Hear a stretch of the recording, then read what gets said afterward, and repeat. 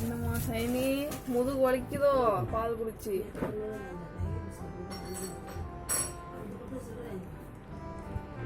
இப்படி நாய்க்குட்டி மாரி படுத்துக்கிட்டு பாலை கொடுத்துக்கிட்டு இருக்காளே மிலிட்ரி.